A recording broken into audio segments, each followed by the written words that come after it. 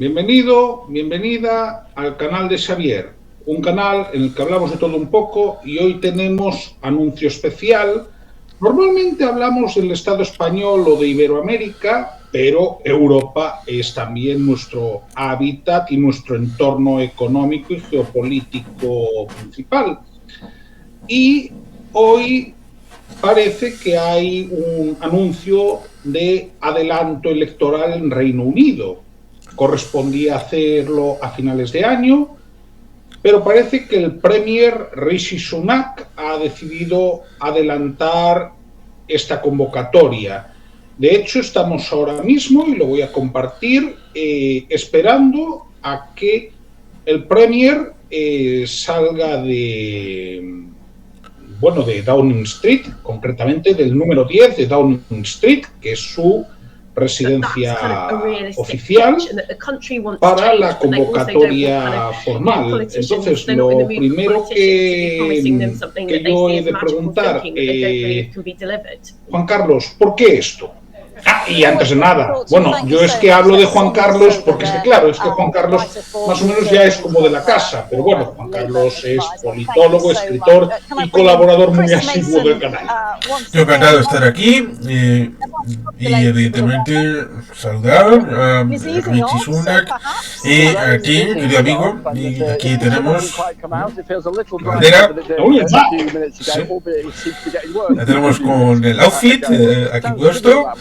Ciertamente, el Reino Unido tiene unos problemas bastante gordos. El tema de las elecciones es algo que tiene que venir en este año, en teoría.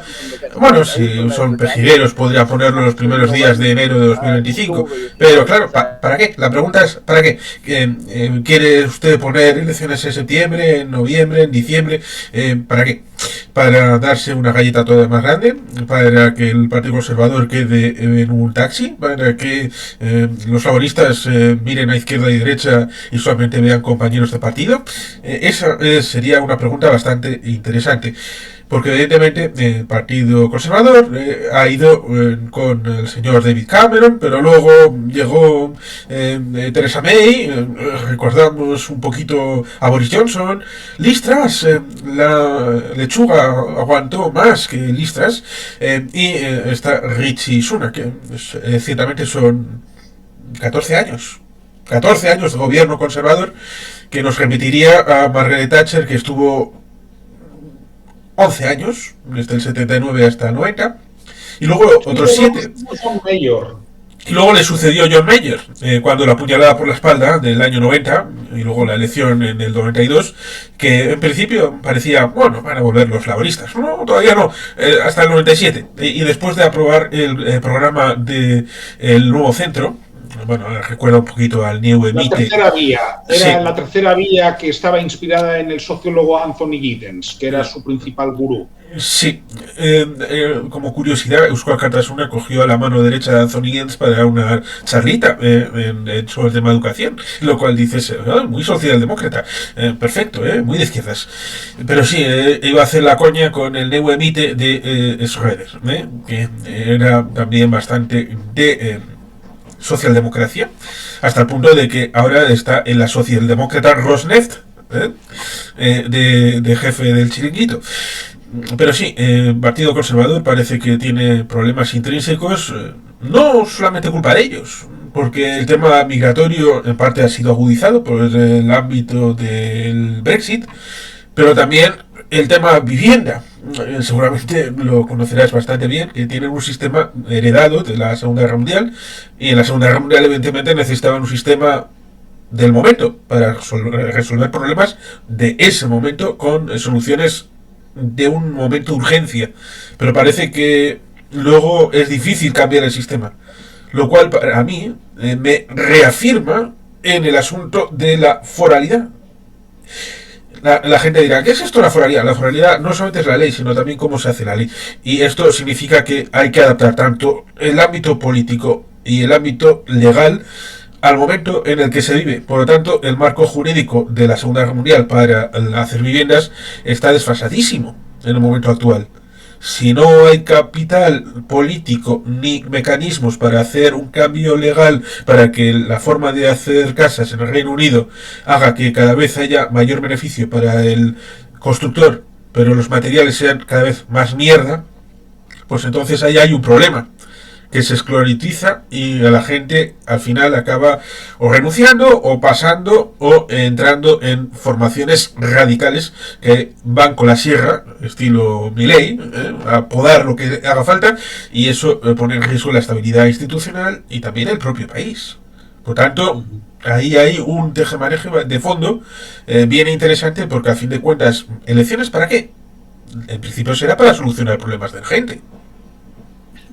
Bueno, eso es lo que debería, teóricamente. Pero tú, que eres politólogo, sabes muy bien que las convocatorias electorales muchas veces responden a cuestiones tácticas, ¿no?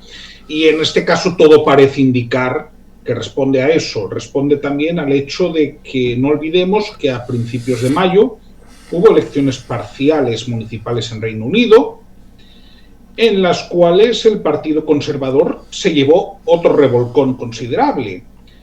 Pero es que además se lo llevó, y este es el dato importante, en zonas en las que tradicionalmente le había ganado la partida al Partido Laborista. Estoy pensando en determinados feudos del norte de Inglaterra o de Gales, ¿no? Este también es un dato, ¿no? Que hay un fin de ciclo electoral. A ver, las encuestas desde hace como mínimo 2 años son muy claras al respecto, de que hay una ventaja holgadísima del Partido Laborista. Keir Starmer, espero haberlo pronunciado bien, que es el líder del Partido Laborista, ha optado por una estrategia más próxima al centro, no es el radical Jeremy Corbyn. Y antisemita. Bueno, ese es otro detalle, pero sí, habría mucho que hablar sobre la actitud discutible, como mínimo, que tuvo Jeremy Corbyn con esa cuestión, ¿no?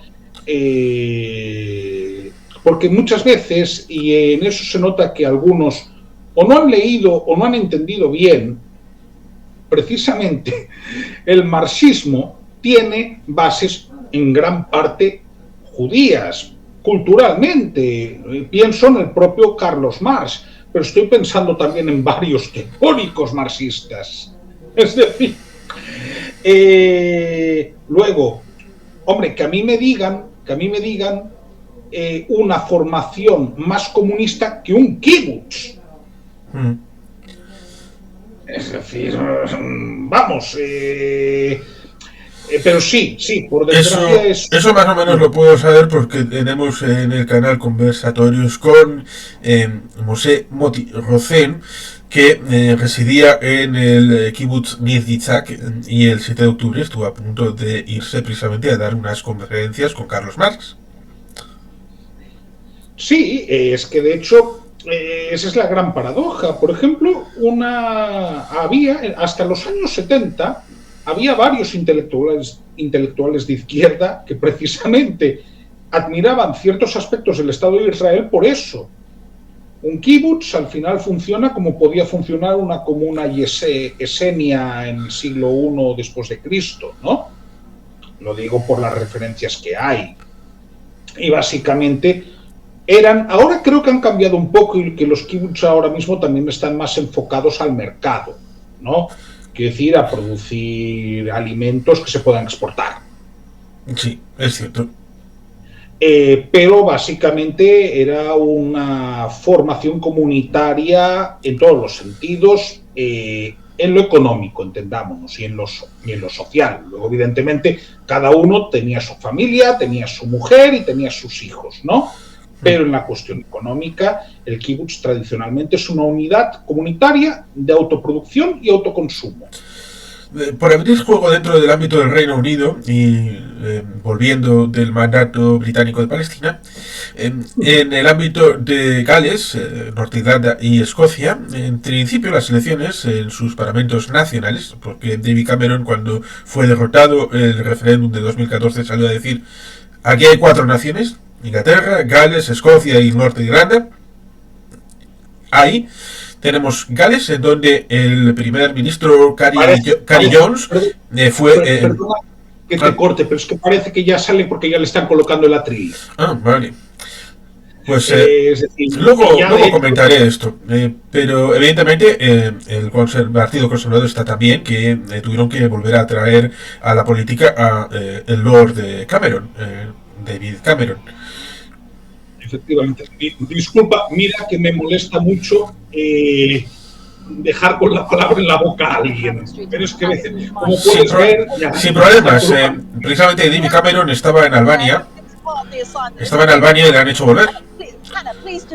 Que es algo que me ha sorprendido porque en Albania, en la capital, en Tirana, había engalanado árboles, habían puesto un welcome, cosa que no se suele estilar ahora. El hecho de que una visita de Estado recibas a un ministro de Exteriores, no al primer ministro, no al rey, recibiéndoles casi como si fuera el siglo XIX.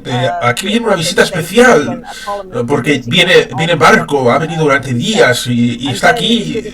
No, ahora cualquiera se puede coger en Londres un avión, plantarse en Tirana y estarse una semana o 5 minutos.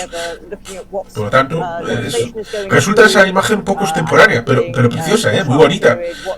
Que por lo menos siga habiendo eso. Es muy en plan bienvenido Mr. Marshall. Es algo que me sugiere ese recibimiento. Pero bueno, no te pienses, el tirano de Cuba también en 1991, ante una visita de Manuel Fraga, siendo presidente de la Junta, lo recibió en la escalinata y le montó todo un comité de bienvenida con banderitas. Sabrás que Eduardo VIII fue obligado a dejar el reinado en diciembre del 36 y por lo tanto hubo que hacer otra coronación en 1937. Por el amor, fue obligado por el amor. Sí, y evidentemente sabrás que hubo que enviar a niños vascos al exilio en 1937. Cuando llegaron al Reino Unido, preguntaron, ¿estos engalanamientos para qué es? Es por vuestra bienvenida. Bueno, en realidad era para el tema del rey, pero... Pues esto, me he reído, pero no porque no tuviese gracia, ¿no? Los exiliados. Pero me he reído porque el día que proclamaron rey a Felipe VI, recuerdo que coincidía con el Mundial de 2014. España había jugado un día antes contra Chile, ¿no? Que por cierto quedó eliminada. Chile es la auténtica roja. Sí, pero lo divertido o lo curioso es que el día antes había varias banderas españolas, ¿no? En las calles de Madrid. Pero no eran por Felipe VI, eran por la selección española. Entonces, son de estos temas que espero que la historia registre en su momento, más que nada para que no se piensen que había especial fervor con la proclamación de Felipe VI, ¿no? Sería un error. Creo que ahora sale el señor Sunak. Sí, con permiso del gato, que es el auténtico primer ministro. In the last 5 years, our country has fought through the most challenging times since the Second World War. As I stand here as your Prime Minister, I can't help but reflect that my first proper introduction to you was just over 4 years ago. I stood behind one of the podiums, upstairs in the building behind me. I told you that we faced a generation-defining moment, and that we as a society would not be judged by some government action, but by the small acts of kindness that we showed one another. You met that challenge, and then some, and I have never been prouder to be British. And when I introduced the furlough scheme, I did so not because I saw a country simply in need of desperate help, albeit we were, but because I saw a country whose future hung in the balance. I could be bold and trust in the tens of millions of you at home that you would rise to the moment, or I could accept the inevitable millions of job losses and pick up the pieces. In truth, it was no choice at all. I have never and will never leave the people of this country to face the darkest of days alone. And you know that because you've seen it. As I did then, I will forever do everything in my power to provide you with the strongest possible protection I can. That is my promise to you. Because for so many of us, it's easy to forget the scale of what we've been through. We were hit by a pandemic that upended normal life. Who would have thought that the government would ever tell us how many times a day we could leave our homes? Then, just as we were recovering from COVID, war returned to Europe, with Putin's invasion of Ukraine sending your energy bills spiraling. I came to office, above all, to restore economic stability. Economic stability is the bedrock of any future success, whether that is rising wages and good jobs, investment in our public services, or the defense of the country. And because of our collective sacrifice and your hard work, we have reached 2 major milestones in delivering that stability, showing that when we work together, anything is possible. Our economy is now growing faster than anyone predicted, outpacing Germany, France, and the United States. And this morning it was confirmed that inflation is back to normal. This means that the pressure on prices will ease and mortgage rates will come down. This is proof that the plan and priorities I set out are working. I recognise that it has not always been easy. Some of you will only just be starting to feel the benefits, and for some, it might still be hard when you look at your bank balance. But this hard-earned economic stability was only ever meant to be the beginning. The question now is how, and who do you trust to turn that foundation into a secure future for you, your family, and our country? Now is the moment for Britain to choose its future, to decide whether we want to build on the progress we have made or risk going back to square one with no plan and no certainty. Earlier today, I spoke with His Majesty the King to request the dissolution of Parliament. The King has granted this request, and we will have a general election on the 4th of July. This election will take place at a time when the world is more dangerous than it has been since the end of the Cold War. Putin's Russia is waging a brutal war in Ukraine, and will not stop there if he succeeds. That war has also made it all too clear the risk to our energy security. In the Middle East, the forces of Islamist extremism threaten regional and ultimately global stability. These tensions are exploited by extremists who seek to undermine our values and divide our society here at home. China is looking to dominate the 21st century by stealing a lead in technology. And migration is being weaponized by hostile states to threaten the integrity of our borders. These uncertain times call for a clear plan and bold action to chart a course to a secure future. You must choose in this election who has that plan, who is prepared to take the bold action necessary to secure a better future for our country and our children. Now, I cannot and will not claim that we have got everything right. No government should. But I am proud of what we have achieved together, the bold actions we have taken, and I'm confident about what we can do in the future. We've tackled inflation, controlled debt, cut workers' taxes, and increased the state pension by £900. We've reduced taxes on investment and seized the opportunities of Brexit to make this the best country in the world to grow a business. Put record amounts of funding into our NHS and ensured it is now training the doctors and nurses it needs in the decades to come. We've reformed education, and our children are now the best readers in the Western world. We prioritised energy security and your family finances over environmental dogma in our approach to net zero. We fully funded an increase in defence spending to 2.5% of GDP. We made a decision to invest more in local transport that you actually use, rather than endlessly plough more money into HS2. We set out a comprehensive plan to reform our welfare system, to make it fair for those who pay for it as well as those who need it. Immigration is finally coming down, and we are stopping the boats with our Rwanda partnership. And we will ensure that the next generation grows up smoke-free. I hope that my work since I became Prime Minister shows that we have a plan and are prepared to take bold action necessary for our country to flourish. Now, I've stuck with that plan and always been honest with you about what is needed, even when that's been difficult. Because I'm guided by doing what is right for our country, not what is easy. I can't say the same thing for the Labour Party, because I don't know what they offer. And in truth, I don't think you know either. And that's because they have no plan. There is no bold action. And as a result, the future can only be uncertain with them. On the 5th of July, either Keir Starmer or I will be Prime Minister. He has shown time and time again that he will take the easy way out and do anything to get power. If he was happy to abandon all the promises he made to become Labour leader once he got the job, how can you know that he won't do exactly the same thing if he were to become Prime Minister? If you don't have the conviction to stick to anything you say, if you don't have the courage to tell people what you want to do, and if you don't have a plan, how can you possibly be trusted to lead our country, especially at this most uncertain of times?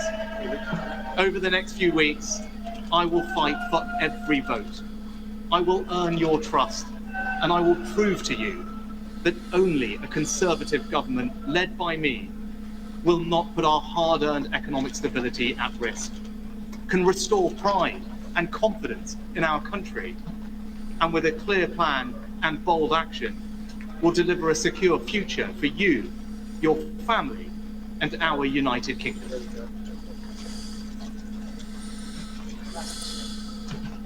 There we have it. There we have it. Bien, pues... Es alucinante. Bien, lo que yo he entendido es un primero intento de justificación y un cierto autobombo, que me ha sorprendido bastante. El anuncio, que es el 4 de julio, que era lo que se estaba filtrando, se ha confirmado que va a ser el 4 de julio. Creo que acaba diciendo que solo con un gobierno conservador se conseguirán las transformaciones necesarias o algo así. No, ha dicho con un gobierno conservador liderado por mí. Bueno, ese es un detalle importante, ¿no? Y es que es alucinante. Ha dicho que las elecciones son el 4 de julio, o sea, God Save the United States of America. Estaremos tirando confeti, pero evidentemente con el mismo color, pero evidentemente pensando en Washington DC, en Abraham Lincoln, en Washington, George Washington y todo esto, como le gustaría al rey Jorge haber colgado a George Washington. El 4 de julio, por lo tanto, están las elecciones. Y hoy, en la presentación de esas elecciones, ha habido un acto partidista. Totalmente. ¿Pensaría siquiera en alguien del gobierno de la Xunta de Galicia? Estoy pensando en Manuel Fraga, en Alberto Núñez Feijóo, que hubiera convocado unas elecciones, hubiera salido a dar una rueda de prensa y hubiera dicho, uno, el PP es lo más mejor, hemos hecho la leche de... En ese día, el día de convocar elecciones. No digo que después dijeran en actos de campaña, el PP es la leche, ha hecho maravillas por Galicia, vamos, la ha convertido en la potencia mundial número 1. Vale, eso puedes decirlo en un acto de campaña, pero yo creo que ninguno pensaría en uno de esos diciendo, el PP es una maravilla y... en el mismo acto de convocar elecciones, es decir, es que ninguno de los restantes candidatos tiene ninguna propuesta para el país. No vale ni el BNG, no vale ni el PSDG, no vale ninguno, porque el único que tiene una propuesta de país es el PP. Y dices, hostia, es lo que ha hecho. Ha dicho, los laboristas no tienen programa, no tienen agenda, no van a hacer absolutamente nada. Lo ha dicho explícitamente, lo cual dices es alucinante. Simplemente tendrías que convocar elecciones y luego a partir de mañana decir lo que quieras decir de tu partido y de los demás. Yo creo que es una señal de debilidad. De que está claro de que necesita hasta el último minuto de campaña e incluso algo institucional que debería de ser sagrado, como la figura de Lehendakari. La figura de Lehendakari es algo sagrada, sobre todo cuando hace una declaración institucional en la Jurianía. Esto del 10 de Downing Street debería de ser igual. La reverencial posición de un primer ministro delante del 10 de Downing Street dando un mensaje de Estado. Y el mensaje de Estado es, vosotros podéis votar. Y luego, después, di lo que quieras, pero en la calle de al lado, no en el 10 de Downing Street. Totalmente, pero fíjate en una cosa que estábamos hablando antes del directo. Rishi Sunak hace esto no solo de puertas para afuera, también lo hace para asegurar su candidatura. ¡Ojo! Porque si Rishi Sunak tarda 1 o 2 días más en hacer este anuncio, es que igual él no era el candidato. Sí, el comité 1922 que reúne cartas para la moción de confianza o la destitución, cosa que bien saben perfectamente tanto Theresa May como Boris Johnson como Liz Truss. O como Ian Duncan Smith en la oposición del Partido Conservador. Es que, vamos, el Partido Conservador en hacer esto es especialista. Sí, la puñalada por la intercostal de 1990 fue por esta vía.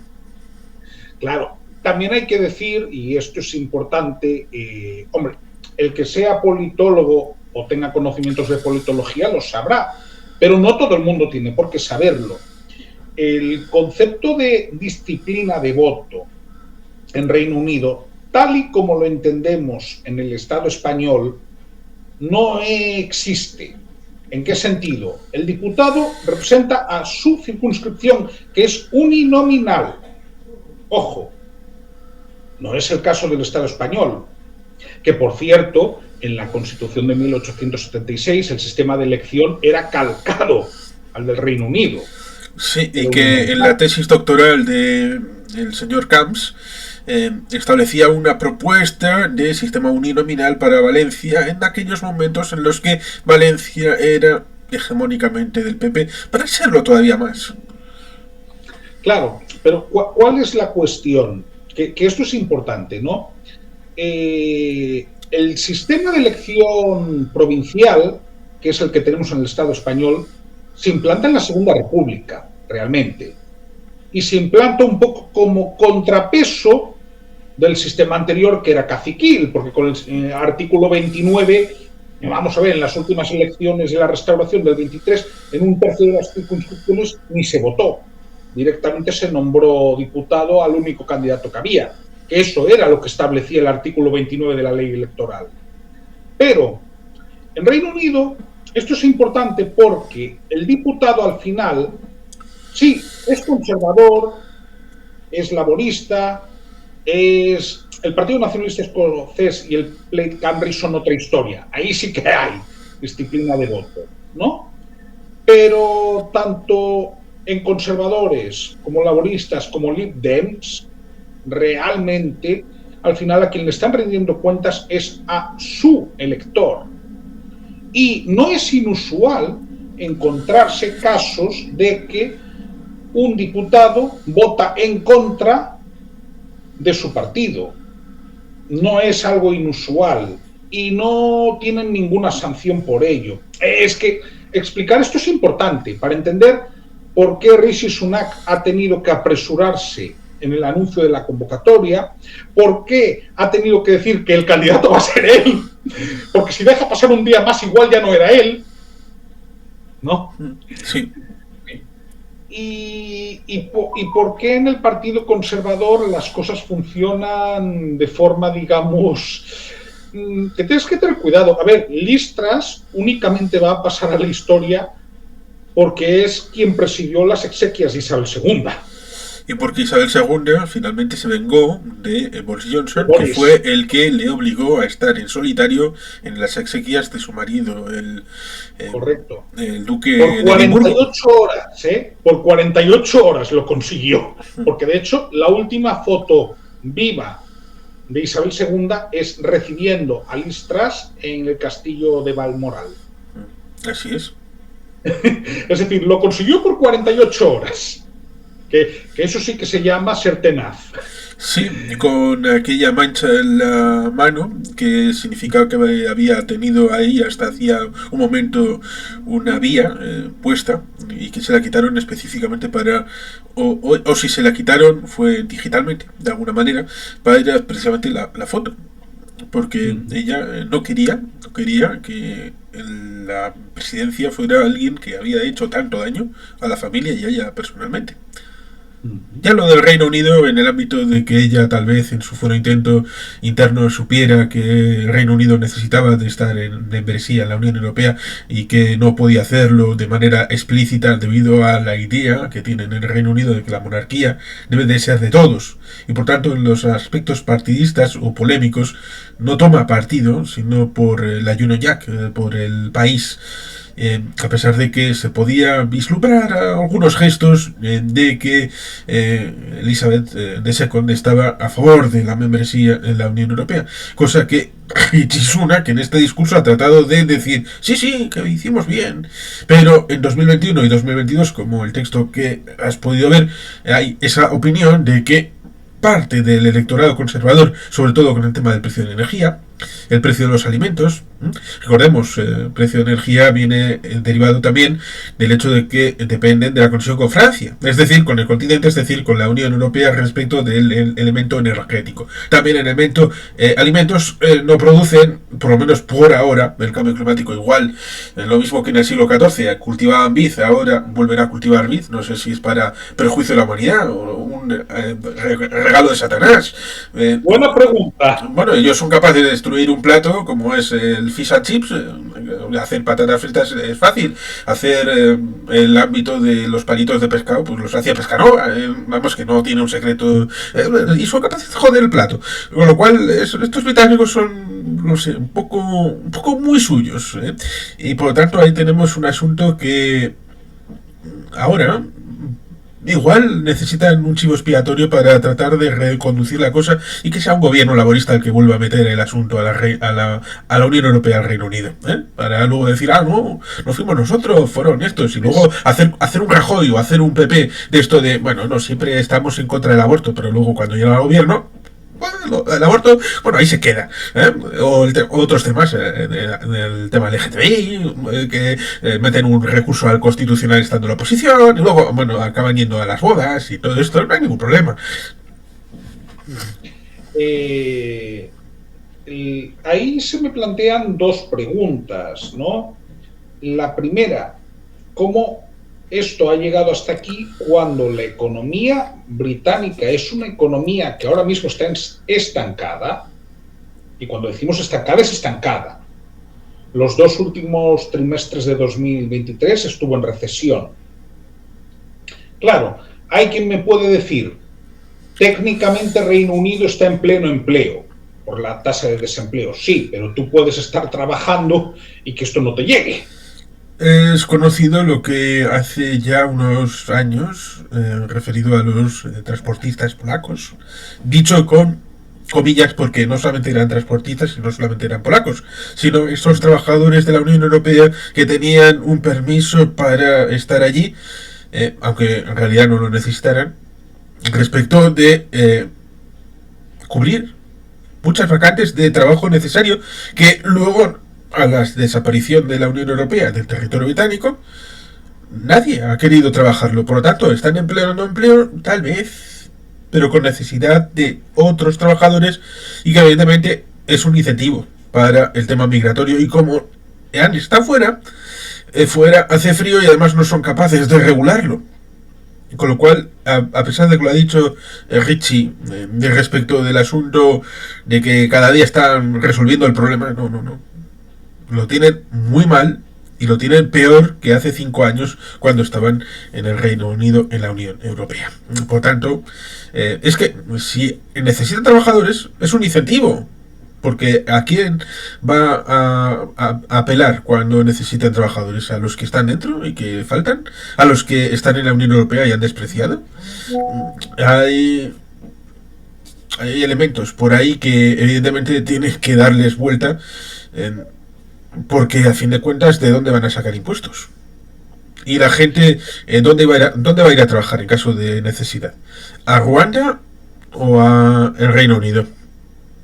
Bueno, la idea en principio es al Reino Unido. En principio.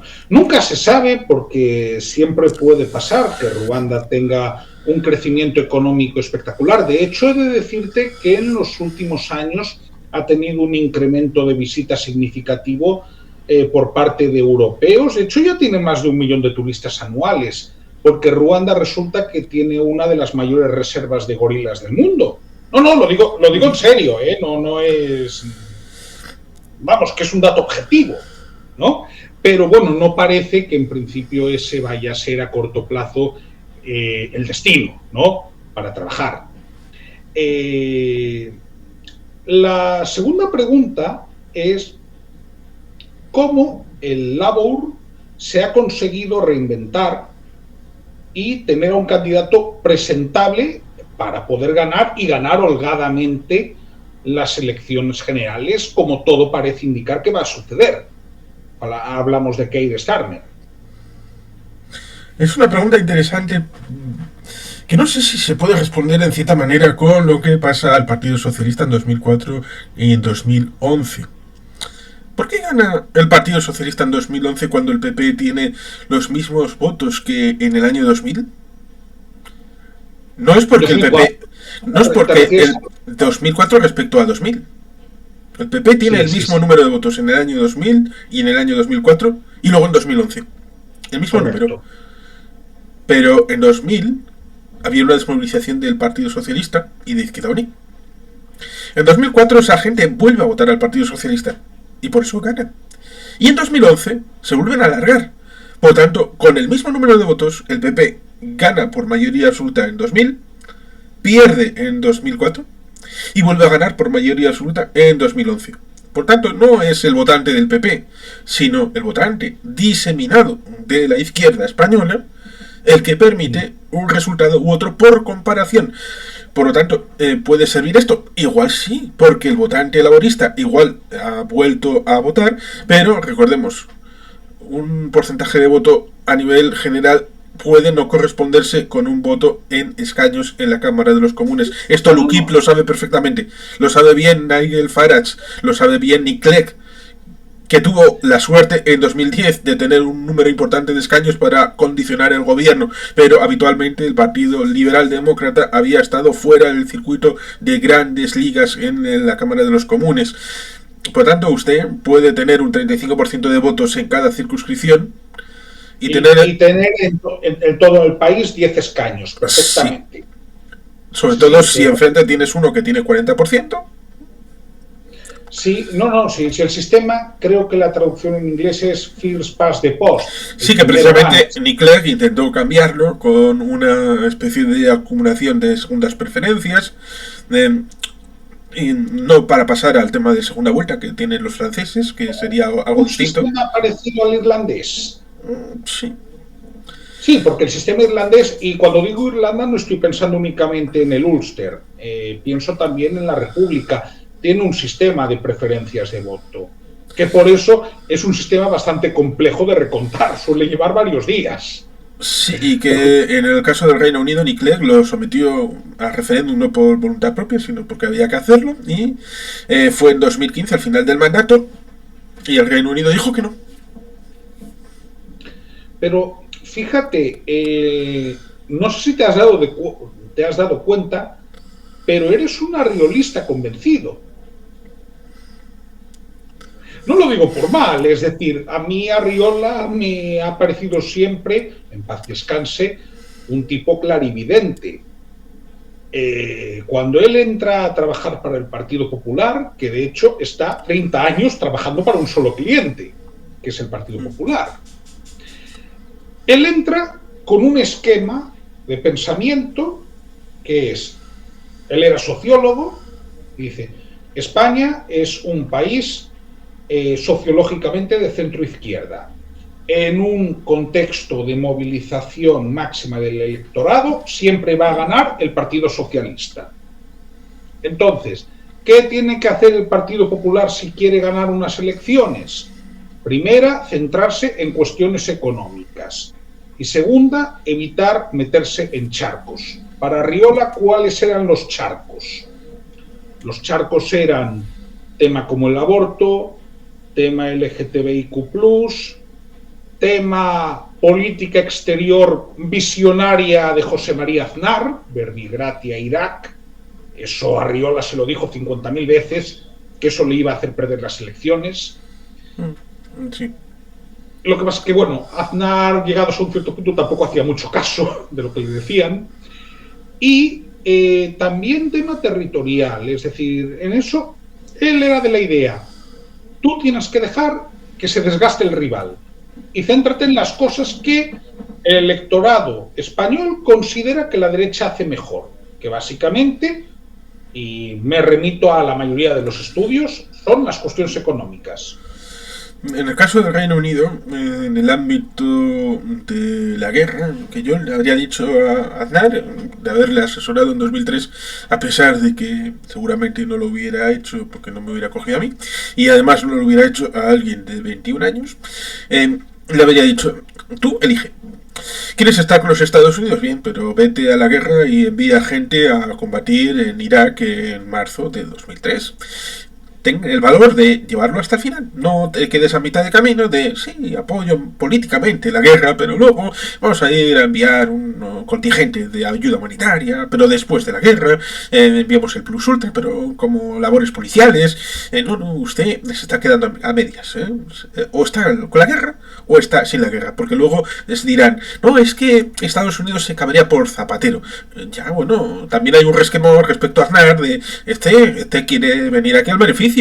Pero el oficio lo tenemos que hacer los demás, que a ver, las cosas, claro, pero las cosas claras, ¿no? Ibas a decir, sí, las cosas claras. Claro, pero ¿sabes qué sucede? De hecho, tiene mucho que ver con Reino Unido porque la segunda gran pata fue Tony Blair. Sí, porque yo creo que en el caso de la guerra de Irak, cualquier primer ministro, no solamente Tony Blair, cualquiera, de cualquier espectro político, habría ido a la guerra. En el Reino Unido sí. En el Reino Unido no te lo discuto. En el Estado español es mucho más discutible. En primer lugar, porque en principio eso no casaba con la política exterior tradicional de España en los últimos 2 siglos. No, vamos a ver. Sí. Si hay algo que realmente no se mueve mucho o no hay muchos bandazos, suele ser la política exterior. Sí, evidentemente me refería al primer ministro británico, que cualquier primer ministro británico habría ido a la guerra de Irak. Sí, tanto laborista como conservador. E incluso si le hubiese tocado a Jeremy Corbyn, probablemente también habría ido. Pero, ¿qué es lo que sucede? En el caso español era distinto. En el caso español, al fin y al cabo, la política española con países árabes tradicionalmente ha sido la de neutralidad. Y no olvidemos que a Israel no lo han reconocido hasta el año 1986. Y cuando no les quedó otro remedio que hacerlo porque ya estaban dentro de la Unión Europea. Bueno, en aquel momento, comunidades económicas de Europa. Pero, caso del Reino Unido, sí me parece interesante esta reflexión de que ha sido precisamente la cuestión de recuperar el electorado que se había dispersado, pero que estaba ahí. Hay quien dice, pero esto es un dicho, por lo tanto no lo tomemos como una cuestión de ley científica, ¿no?, que Reino Unido es un país conservador que de vez en cuando vota a los laboristas. Bien, sí es cierto una cosa. Si nos vamos a todos los primeros ministros desde 1980, hablamos de 44 años. El Labour únicamente ha gobernado durante 13. Y 10 de los cuales son de Tony Blair y 3 de Gordon Brown, dentro del mismo mandato. Claro. También hay que decir que las reformas más ambiciosas, para bien o para mal, a nivel interno, claro, luego podemos hablar del Brexit, que daría para mucho, ¿no? Pero el tema de la devolution se hizo con Tony Blair. Sí, recordando que 20 años antes había habido un intento para Escocia que regatearon en el ámbito técnico, aparentemente, pero eran decisiones políticas en la Cámara de los Comunes respecto de no habéis llegado a determinado límite de participación y de votación y todo esto, para decirles que no, a pesar de que en Escocia habían dicho que sí, para una devolución de poderes, para impuestos, muy importante el tema de impuestos, porque Paralelamente, en 1980 se negoció la renovación del concierto para Álava y el concierto para Vizcaya y Guipúzcoa, ¿no? Por lo tanto, eso podía haber sido algo que hubiera estado en el ambiente, o no, porque evidentemente en 2014, cuando se pierde el referéndum de Escocia por la independencia, hubo una propuesta de hacer una especie de concierto para Escocia en el ámbito del Reino Unido, lo cual resulta también interesante y gratificante. Pero sí, en el ámbito político económico, en buena medida las reformas que hizo Margaret Thatcher no fueron tocadas por Tony Blair, pero Tony Blair sí hizo reformas en el ámbito territorial. Y es un poco lo que iba a comentar antes de que me cortara el malvado de Richie Sunak. Iba a decir el ámbito de Gales y de Escocia y del norte de Irlanda, por este orden, en donde las elecciones están pautadas para ser en 2026/2027. En Gales hubo un primer ministro, Cary Jones, que dejó su puesto en el año 2018. Llevaba desde el año 2009 y era laborista. En primer término, en el ámbito de los entes territoriales, ya sea Gales, ya sea Escocia, el laborismo ha solido ganar, ha solido tener una cierta prestancia, pero no lo tenían todos consigo cuando en 1997 hicieron los elementos electorales, las circunscripciones uninominales, pensando que luego tenían que solaparlo con una lista regional para tratar de garantizar que en esos territorios, ya sea Gales o Escocia, efectivamente ganara el laborismo, si bien puede que no por la circunscripción uninominal, sí por la lista regional que cubriría para una mayoría tanto en Edimburgo como en Cardiff. Ahora hay un primer ministro en Gales que digamos que es afrodescendiente, por decirlo de alguna manera, porque el primer ministro de 1900... Ya me estoy con el señor Lloyd George, que fue el último primer ministro británico que hablaba un idioma que no fuera el inglés, que era el galés. Por lo tanto, el tema territorial está muy bien, pero dentro del Reino Unido han tenido que coger a un indio para poner la nota de color y no a alguien que hable solamente en gaélico, como lengua materna. Pues bueno, en Escocia. Sí, en el ámbito de Gales, por lo tanto, en 2018 cogieron a un primer ministro que terminó el mandato, ahora, recientemente, en 2024, y parecido ha pasado en Escocia con el SNP, que precisamente el 8 de mayo han tenido la renovación del liderazgo y han tenido a un pakistaní, ¿cómo era? No me acuerdo del nombre del paqui que ha estado de primer ministro en Escocia, pero en la elección de líderes de Nicola Sturgeon para heredarla, ya estaba el que ahora es el nuevo primer ministro, hizo la lucha precisamente con este muchacho que ha dimitido. Él tendrá que explicar por qué ha dimitido.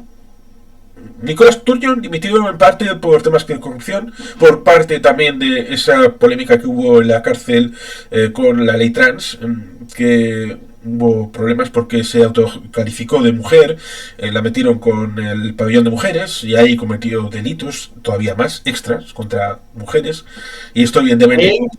Es que ahí hay un matiz importante y sigues. En Escocia el SNP es un partido de izquierdas en lo económico, pero en cuestiones morales quizás es más conservador que un partido socialdemócrata español, francés o italiano.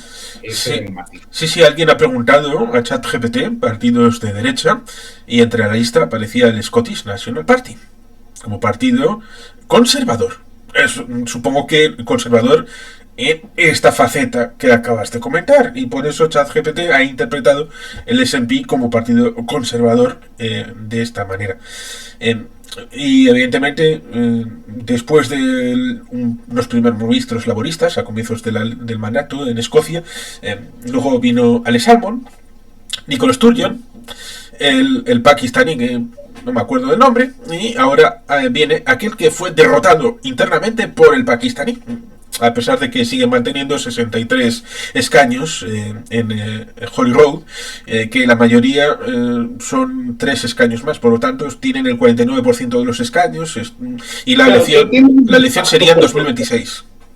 Claro, pero ellos ahí, claro, pero ahí sucede una cuestión en Escocia. Ellos tienen ahí un pacto con los verdes, ¿no? Los verdes forzaron esa renuncia también, porque ellos están pensando en términos de que, bueno, el electorado de los verdes les pedía más, para que nos entendamos, ¿no? Y hay que entenderlo en esa clave, más allá de que luego hay pugnas dentro del Scottish National Party.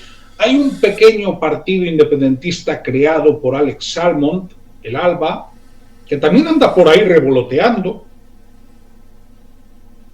Sí, será interesante ver qué tipo de prestancia puede tener, aunque, claro, en Escocia las elecciones son dentro de 2 años. Pero ahora nos vienen británicas y ahí la pregunta engarza con la siguiente cuestión: ¿qué perspectivas, más allá de que o aquí hay un cataclismo o bueno, parece que el Partido Laborista lo tiene bien para ganar, ¿no? Parece que el Partido Conservador va a bajar, habrá que ver cuánto, ¿no? Pero no parece que vaya a repetir los resultados de Boris Johnson. Y la pregunta es, ¿qué perspectivas vemos? En Escocia, en Gales, y si quieres nos vamos a Irlanda del Norte, aunque sé que eso es mucho más complejo. En Escocia parece que va a haber un tipo empate en número de escaños entre el laborismo, Partido Conservador y el Scottish National Party. Aunque hay quien dirá que el triple empate, en vez de ser con el Partido Conservador, puede que sea con los liberaldemócratas. Pero en cualquier caso creo que va a haber como 3/3 de escaños. Pero es que el Partido Conservador en la parte baja de Escocia, lindando con Newcastle y el norte de Inglaterra, parece que tiene algún arraigo en alguna circunscripción por ahí. Por lo tanto, por lo menos representación parece que puede tener, porque en el peor de los escenarios tuvo un representante cuando el Scottish National Party tuvo 54. Por tanto, ahí, eso sí, yo creo que lamentablemente, a mí me gustaría que no fuera así, pero creo que el Scottish National Party se va a pegar una galleta pero importante, que algunos relativizará diciendo en el peor de los momentos del Scottish National Party en este siglo tuvo 10 escaños y no pasó nada, pero luego fue excepcional. Pero parece que lo excepcional en los últimos tiempos es la norma, que Escocia vote mayoritariamente al Scottish National Party para la Cámara de los Comunes, en un momento en el que ha importado bien poco. Si hubiera sido 2010 habría sido decisivo y habríamos visto tal vez a Alex Salmond como viceprimer ministro en vez de Nick Clegg, algo que también teníamos en perspectiva en Canadá, cuando el Bloc québécois era segunda fuerza y pudo haber tenido una influencia mayor de la que tuvo realmente, debido a que en aquel momento esa segunda fuerza con un partido ganador con mayoría absoluta, pues evidentemente no tienes el mismo número de posibilidades que incluso haber sido tercera fuerza, pero con unos partidos quedados en primera y segunda fuerza más igualados y por tanto decisivo a la hora de tener capacitación de influencia política. Por tanto, ahí hay un problema. En el caso de Gales, va a subir el partido del Plaid Cymru, porque parece que tiene una perspectiva, o por lo menos la estrategia política, creo que lo comentaste, de que cuando uno se ve segunda fuerza no colabora con la primera, para tratar de relativamente captar esa posición con todos los que vienen detrás. Polarizar, sí. Y por lo tanto el Partido Conservador parece que queda un poquito detrás, por lo menos ahora un punto porcentual. Estoy pensando no en las elecciones estas, sino en las encuestas que hay respecto de las elecciones, que también serán en 2026. Pero hay, las encuestas empiezan a dar un 1% más al Plaid Cymru respecto del Partido Conservador. ¿Se va a consolidar eso? ¿Lo van a ratificar en el ámbito de sacar, por ejemplo, 6 escaños en la Cámara de los Comunes, el Plaid Cymru? ¿Qué plausible podría ser? Bueno, ahí estaría el asunto. Sería a costa del Partido Conservador, seguramente. En el norte de Irlanda ahora tenemos un gobierno del Sinn Féin, con el DUP, pero es más inestable que el Titanic, que fue creado en Belfast, precisamente. Sí. Por lo tanto, ahí la cosa resulta curiosa. En teoría las elecciones, y en principio serán así, en 2027, porque fueron en 2022. Y claro, el DUP pretenderá establecer un plebiscito de que su política para tratar de reintegrarse en el mercado británico y obviar el mercado comunitario, cuál era la decisión, pero una decisión que no es a tontas y a locas, o ni siquiera del resultado del referéndum del Brexit en el norte de Irlanda, viene del Tratado de Paz. La paz se fundamenta en la libertad de tránsito entre las dos partes de Irlanda. Es fundamental. Por tanto, si uno quiere destruir la libertad de tránsito entre las dos partes de Irlanda, está yendo contra la paz y está atentando contra la paz. Y debería de ir encausado con los tribunales británicos y europeos. Porque usted está a favor de la guerra. Y evidentemente no va a ser el caso de acusarles de manera tan clara a los del DUP, que lo que quieren es que la frontera comercial no esté en el mar, sino esté en tierra. Y dice, no, argumentos tecnológicos, poner unos cacharritos para arcos metálicos, o vete a saber qué cosas en las carreteras. Dices, eso todavía no está inventado. No. Está inventado que el oficial de aduanas vaya en el barco y cuando pase, a ver, aquí, ¿qué va usted? ¿Va para Irlanda? Vale, pues a ver las salchichas, a ver la cerveza, a ver lo que tiene. Eso está inventado hace muchos siglos.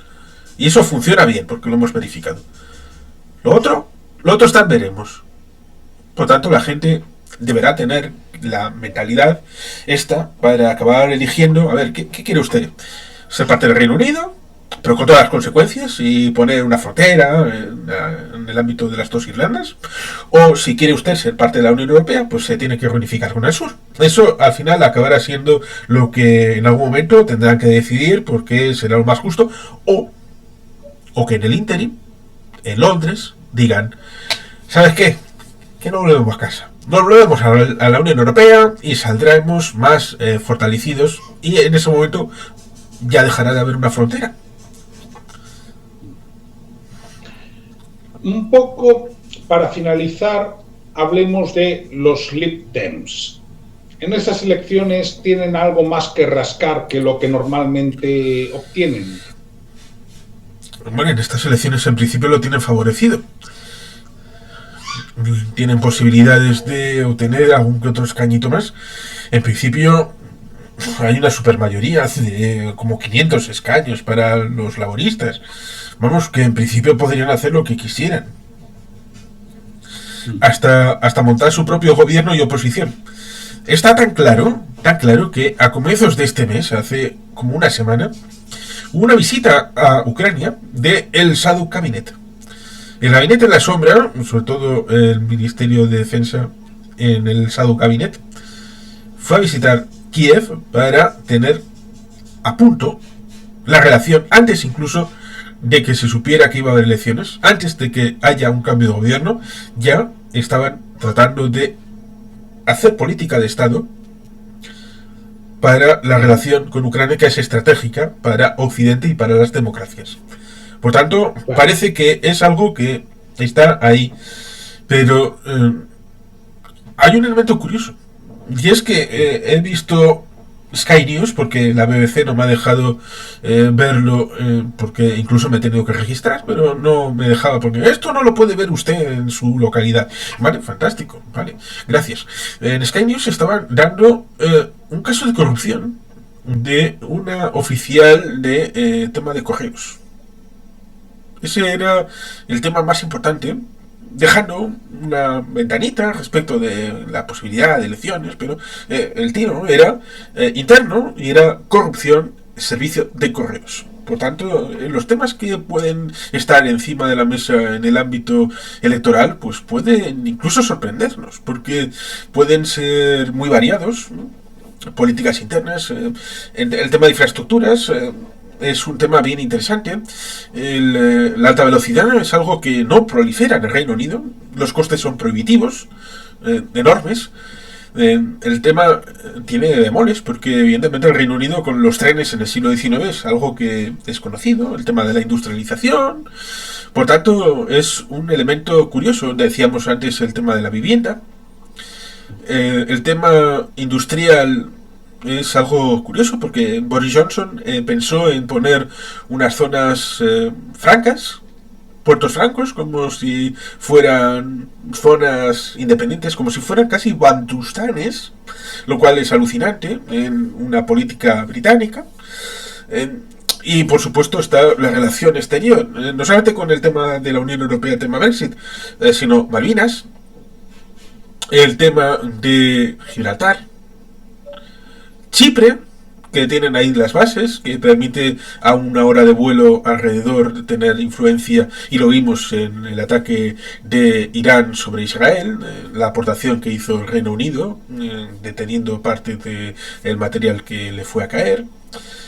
Por supuesto, el asunto de Hong Kong, que en teoría deberían de estar ahí para defender la ley que acordaron para 2047, es decir, los 50 años que China se lo ha pasado por la tangente, y ahí el Reino Unido solamente ha dicho, bueno, los que quieran salir tendrán pasaporte británico. Vale, fantástico. O sea, estás queriendo descapitalizar Hong Kong para darle la razón en el fondo a China. Porque una democracia se sustenta en votantes. Gente que esté allí físicamente para demostrar, aquí somos una mayoría. Ya, si sacas a los demócratas de Hong Kong, entonces quedarán solamente los prochinos. Esa es la propuesta que tiene el Reino Unido. Por tanto, hay temas internos, internacionales, territoriales, energía. Un miembro del Parlamento ha suspendido precisamente una alocución que iba a tener respecto de una central nuclear que se iba a inaugurar en Gales. Por tanto, hay muchos temas interesantes, y si quieres aportar alguno. Bien, además de aclarar una cosa, y es que los traspasos de poder en el Reino Unido son mucho más rápidos que en el Estado español. Es decir, por lo general, si hay mayoría, el primer ministro nuevo lo es a los pocos días, pero cuando hablamos a los pocos días es a los 2 o 3 días de las elecciones. De hecho, lo comento porque lo del gobierno en la sombra viene a cuento, porque si las elecciones son el día 4, es que el día 7 u 8 ya están gobernando. ¿Entiendes? No, es que vamos a ver, en España, por muy rápido que vaya un proceso de traspaso de poderes, raramente tarda menos de un mes. Y digo en un contexto de mayoría absoluta, ¿eh? Sí, lo estamos viendo, por ejemplo, en el caso de las elecciones al Parlamento Vasco, que fueron el día 21 de abril. Y el próximo Lehendakari lo juramentaremos el día 22 de junio. 2 meses después. 2 meses y un día después. Entonces, yo sí considero que el probable cambio de gobierno, sobre todo, va a influir mucho en los realineamientos internacionales que tenga que hacer Reino Unido. Realineamientos no solo políticos, sino sobre todo en un primer momento comerciales y económicos, y esto va a obligar a llegar a acuerdos sobre política migratoria. Esto va a obligar probablemente a abrir nuevos espacios de cooperación con la Unión Europea. Esto va a obligar probablemente a desandar algunos de los pasos que se dieron a partir de 2016. ¿Hasta qué punto? No lo sé. No me atrevo a hablar de que haya inmediatamente un referéndum de reintegración en la Unión Europea. Ahora bien, sí creo que va a haber un realineamiento de determinadas políticas. Luego, a nivel interno, pues probablemente va a haber reformas y probablemente vamos hacia una mayor intervención estatal en la actividad económica. Esto, aclaro una cosa, un liberal libertario me dirá que es socialismo o una economía socialista. A ver, Starmer no va a ser Clement Attlee. Aclaremos ese matiz. Sí, y no va a poner encima de la mesa ningún plan Beveridge. Efectivamente. Es decir, probablemente si Keir Starmer tiene tan buenas perspectivas electorales es porque en la cuestión económica se parece mucho o en principio da ecos a Tony Blair en la cuestión económica. Si no fuese así, si fuese un candidato mucho más decantado hacia la izquierda como lo era Jeremy Corbyn, probablemente el Partido Laborista no tendría las expectativas que tiene, que es que estamos hablando de que ninguna encuesta le da menos de 20 puntos de ventaja. Sí, es la maravilla cuando eligieron de candidato a Michael Foot, fantástico. ¿Había alguien más a la izquierda? No, estaba la pared.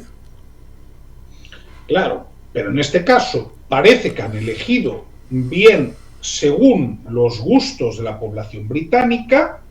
Luego el Partido Conservador objetivamente está muy desgastado, entre otras cosas, porque en 3 años, no, miento, en menos de 2 años han pasado 3 primeros ministros. Y eso pesa. Entonces, bien, yo creo que como directo de urgencia que hemos hecho, pues prácticamente lo podríamos dejar aquí, a no ser que tú pues quieras añadir algún otro elemento que consideres importante. No, creo que es importante eso, ver la perspectiva de las elecciones el 4 de julio, viva los Estados Unidos, de que en teoría deberían de ir de problemas reales de la gente, pero recordemos el hecho de que en el Brexit se dijeron muchas mentiras sobre el NHS, el sistema de salud, sobre que iban a llegar millones y millones de turcos. Incluso Boris Johnson dio la cifra exacta de los ciudadanos de Turquía. Prácticamente todo el país se iba a trasplantar y no hubo prácticamente nadie que dijera es un mentiroso, pero ¿cómo puede decir? Es como si dijeran, no, es que los 47 millones de españoles van a ir a Birmingham a vivir. Pues se quedará completamente despoblado el Estado español. Es absolutamente increíble las cosas que se llevan a decir, pero Cambridge Analytica mediante parece que se enjugó todo eso. El Sinn Féin tiene la idea de hacer un referéndum antes de 2030 para la reunificación de Irlanda.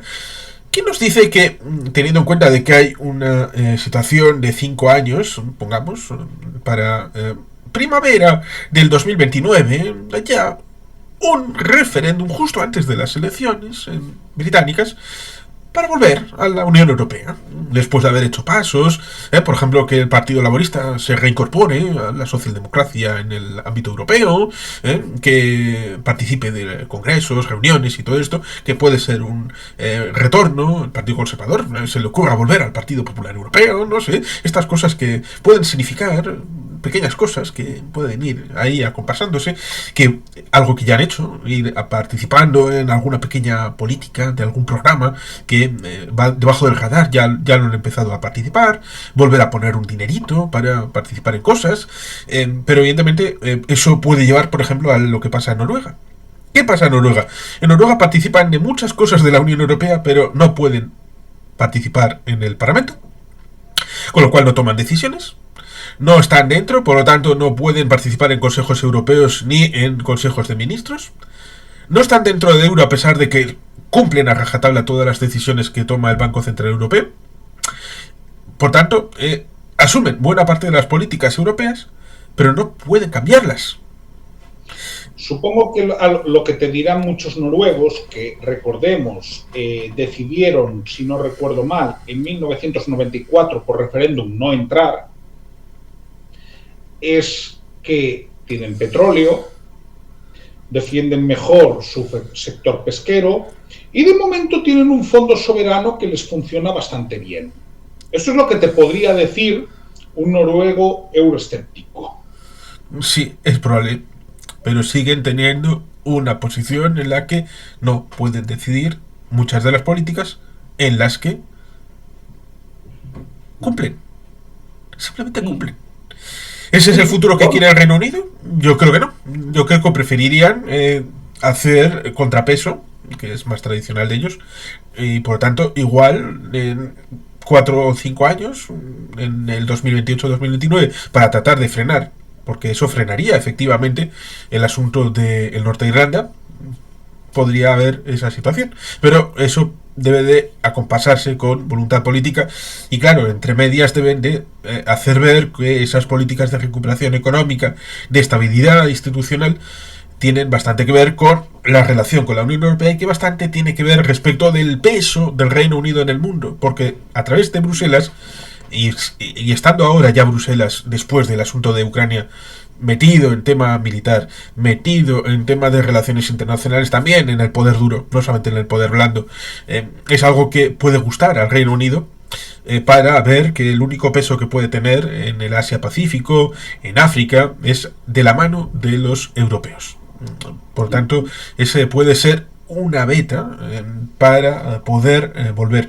Pero claro, esto tiene que ser después de las elecciones, que doy por hecho que tendrá el Partido Laborista como 500 escaños y será un arrase que, vamos, ni el señor Ronald Reagan en el 1984 contra Walter Mondale. Bueno, pero creo que Mondale ganó en algún estado, ¿eh? En uno, creo que en Minnesota. No ganó en Washington DC, en el Distrito de Columbia. Eso no cuenta. Eso no es un estado. Pero tienen votos electorales. Sí, ya, pero cuando dices, ¿cuáles son los estados? 50.